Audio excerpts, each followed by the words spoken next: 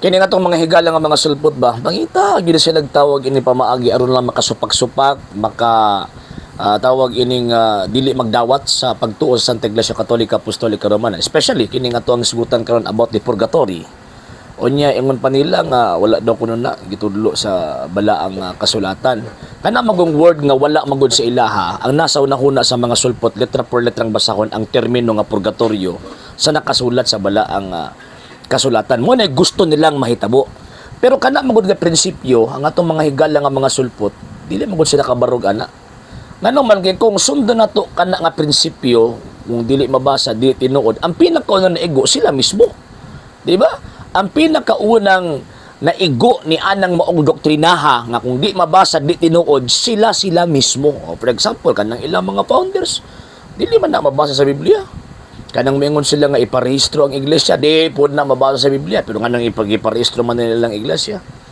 Kanang dito man sila nituo silang pastoy, nga wa man gitudlo sa balang kasulatan nga sa pastoy ka, mutuo. So, muti pasabot, ang prinsipyo nga kung di mabasa di tinuod, palusot na lang na sa mga dili katoliko aron ingnon nga nisupak sila sa simbahan katolika. O nya ka naman gumingon ka, di ko mutuo kung tawag inang dili mabasa, imo kung ginsultos Kristo ana. Kana mismo nga phrase, wala magtudlo sa Kristo na even ang mga apostol wala magtudlo na nga kung di mabasa di tinuod walay sita sa Biblia kapitulo bersikulo nga nanudlo ang Ginoo ang mga apostol ni ana nga kung dili mabasa dili tinuod nga naman kay Nehemias kapitulo 8 bersikulo 8 basahon ang nakasulat pagkahuman ipasabot or gitawag og sabton. And syempre kung sabton man gud nagkadaiya nga to ang interpretations mo nang si Kristo nagtukod gyud og mga official teachers nga kanabitang mga magtutudlo nga makahatag na tog piho nga pagtulunan. Bitayon si Kristo, St. Matthew chapter 28 verse 20, tudloi sila sa tanan nga akong gisugo ninyo. So kung mingon tagtudloi, buti pasabot na responsibility to teach. Dili man na reference sa lang sekta kay nga lang sekta, wa man sila connection anang gingon ni Kristo nga tudloi sila. Nga buot-buot naman na silang angkon-angkon nga sila kuno manudlo. Pero sige lang, ato ang direktahon ng punto mahitungod sa gitawag purgatory. Naay mga pipila ka mga puntos nga ato ang isgutan concerning purgatory. Sa mag-ibase sa simbahan katoliko, ano nagtudlo tawag ining purgatorio o nituo ta ni ining maong purgatorio. Number 1, tungod kay ang simbahan katolika nagtuo nga ang Ginoong Dios hustisya. Kana magud nga hustisya dili manggod pwede nga ang Dios ang iyang hukom or silot nga ihatag sa tao pantay. Nga naman kay na may tao nga nakabuhat og sala nga dili pud pantay na ibugat nga sala na apoy dili bugat nga sala o sa termino pa ni San Juan 1 John chapter 5 verse 16 to 17 na ay sala nga ikamatay na apoy sala nga dili ikamatay. So kanang sala nga ikamatay sigurado gid ta nga mahiagom sila sa impyerno. Pinadayag kapitulo 21 bersikulo 8, di ba? Mo gid lang ato ang masantop sa pangunahon na sa mga tao nga nakabuhat og bugat nga sala or mortal nga sala or ikamatay nga sala. Labi na kanang pagpatay sa mga kalag o kaning mga sulpot ang ilang salaan na mortal na ngano man kay daghan sa kalag gipamatay ilahang gipang ilad. So karon pero naman po sala pod nga dili ikamatay or dili ikapa-impyerno nga sala. Nya oroy matay ang tao anang gitawag og panahon na ayaw ina nga ipariha sa Dios ang silot ni adtong tao nga nakahimo og sala nga ikamatay og sala nga dili ikamatay. Mura bag ipariho ba sa hostisya sa gobyerno dinhi sa kalibutan? Ayaw ina nga kadtong nakapatay ipariha ang silot adtong tao nga nakakawat og lubi lang. Pareho sala pero dili pwede iparehos ang silot kay dili man parehas ang kabugaton gibug-aton sa sala nga ilahang gitawag og nahimo. And syempre, ang pinaka-model og basis sa hustisya ang Dios man. So mo na nga di gid pwede iparehas ang Dios ang silot sa tao nga nakabuhat og nagkadaiyang gimbug-aton sa sala or damyos nga iyahang tawag ini nga nahimo. Man nituo ta og purgatorio ngano man kay nagtuo man ta nga dili ta ng tao pareha ang gimbug-aton sa sala. O nagtuo pod ta nga ang tao nga nakahimo og sala naay kana bitong degree ba kung baga nga maimpyerno og dili maimpyerno. Oroy katong tao nga namatay nga nakahimo lag sala nga dili ka impyerno ayaw kay nga imuha ng ibutang og impyerno. Wa na hustisya ang Dios ana. Mao kaning Dios sa mga sulpot, wa na hustisya. Diyos na nga way pulos kanang Diyos sa mga sulpot. Diyos na nga way pulos. Ngano man kay iparihag mo silot. Kadtong tawag ining nakabuhat og bugat nga sala og dili bugat nga sala. O sala nga ikamatay og dili ikamatay. Asa ang gusti sa Diyos din na kung parihan nagsilot. Ang simbang Katoliko, nagtuo nga ang Diyos justisya, ang Diyos gugma. Nabaday gugma nga iparehas di mo silot. Sa bugat nga sala og dili bugat nga sala. O nya namatay tong tao nga nakabuhat og dili bugat nga sala o dili ikamatay nga sala. Iimpierno to nimo. Ang Dios dili gugma, ang Dios dili justisya kuningon ana nga atong pangunahuna. So nang nituutan ni anang mong purgatorio nganong man kay kabalota nga naay mga tao nga nakabuhat og sala nga dili ikamatay.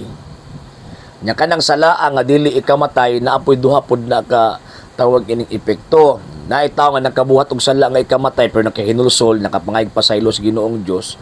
O niya, wa niya mabayari ang damyos kay every sin manggod nga mahimo sa tao na gyud ni katugba nga damage.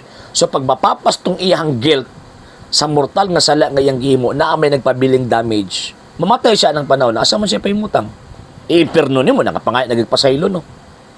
So kung nakapangay na siya pasaylo, gipasaylo sa Dios, wala na siya musukuan pa ba?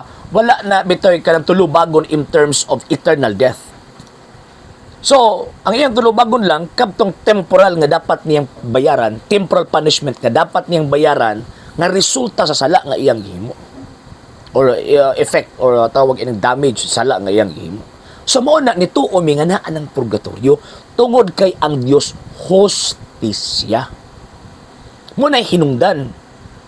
Diba, Salmo Kapitulo 7, versikulo 11, hukman sa Dios ang tao sa walay pihig-pihig, o sa gitawag, ug walay dapig-dapig. O, di ba? Mami naggusto sa balang kasulatan. O niya pagkahuman, kanang inyong Diyos, wa justisya. Mamatay ang gitawag og tao, iparehas tanan, impierno tanan. Kung ingon ana ang mahitabo, way taong malangit. Samot na ning mga sulpot atong mga amigo. Wag sulpot or way membro sa protestantismo nga malangit. Nga naman, tungod kay, ayong inag mga matay na sila nga wa sila bit-bit sala. So, kung way purgatorio, ay no, di sila mo itong purgatorio, si Paong sa Ginoo, pero sa impierno, nga naman kay, kana palang daan nga di nimo pagdawat sa hustisya o kaluoy sa Ginoo, sa pagpadayag niya, nga gibuhat niya ng maong lunaan nga purgatorio, pagpadayag na nga, wa nimo gisunod ang kabubuton sa Ginoong Diyos. So man, mitungod ang purgatorio, tungod kay, nagabalot na nga ang Diyos hustisya. Ug tungod niya na, ang tao nga mamatay, naapay paglaom, kung baga, sa dihang mamatay siya, nabayran niya ang iyahang tawag ining guilt, pinaagi sa pagduol sa pari, sa paghatag og absolusyon, pinaagi sa pari inamulong ang Ginoong Dios. Then after anak katong damage nga resulta sa iyang sala, maulon tong iyahang tawag ining bayaran. So di man na pwede nga dito may bayaran sa langit, kaya ang langit wala may temporal punishment dito. Samot tas impierno, kay ang impierno eternal punishment ang naa dito. So asa man sila mangitaan ng temporal punishment? Mo nagipuntos ni Ginoong Jesucristo, St. Matthew chapter 5 verse 26. Bilangguon ka didto hangtod kabayran mo ang imong salaod. Muna nga ang Katoliko nituo sa purgatorio. First basis pa lang ginaha. Una pala nang natawag inang basis. Karong adlaw atong isulti ang mga basis ngano nituutan ni anang maong gitawag og purgatorio. So ingon ana ang mga sir ug mga ma'am, mo na reason nga nituot ang purgatorio. Ang mga sulpot di man na sila motuog purgatorio. Mo na kung mga matay na sila sigurado gina sotoy na sa impierno. Kusog pa na sa raket way sangit-sangit. Ngano man kay nahulog nga gisulto nila ang Dios, gihimo nila ang Dios nga dili hustisya. Gihimo nila ang Dios nga way kaluoy ba kumbaga. Di ba? Oh. So ingon ana mga sir ug mga ma'am, man kita mga Katoliko nituotan ni anang mong doktrina kay nagtuot nga ang Dios nga ato ang gituuhan, Dios nga halangdon, Dios nga maluluyon og Dios sa hustisya. Okay? Sa hindi pa po nakapag-follow sa mga pages po natin, i-follow nyo po yung mga pages po natin, RJ Horolanciano II, TV Apolia Punto Argumento page, Kuya Apologist TV page, and RJ's Vlog 2022. And pwede rin po kayo mag-send po dyan ng Facebook stars. And also, sa atin po mga channels, sa hindi po nakapag-subscribe, i-subscribe po ninyo yung mga channels natin, The Lay Catholic, Apologist International Official, RJ Sano II TV, Kuya Apologist TV, and Barrio Kawayan Religious Forum. And pwede rin po kayo mag-send po dyan ng super sticker, super chats, and super thanks. And maraming salamat po sa mga kapatid at mga Katoliko na always pong tumutulong sa programa po natin. Maraming salamat po. Nang dahil po sa tulong at suporta po ninyo, ang programa pong ito until now andito pa rin po sa social media. And until now din po, nangangailangan pa rin po tayo sa tulong at suporta po ninyo dahil wala po kami magagawa rito mga sir, mga ma'am, kung wala po yung tulong at suporta po ninyo. Sa gusto pong tumulong, sa gusto pong sumuporta, pwede po ninyong ipadala ang tulong at suporta po ninyo sa pamamagitan po ng ating mga account numbers dyan po sa ating pong screen.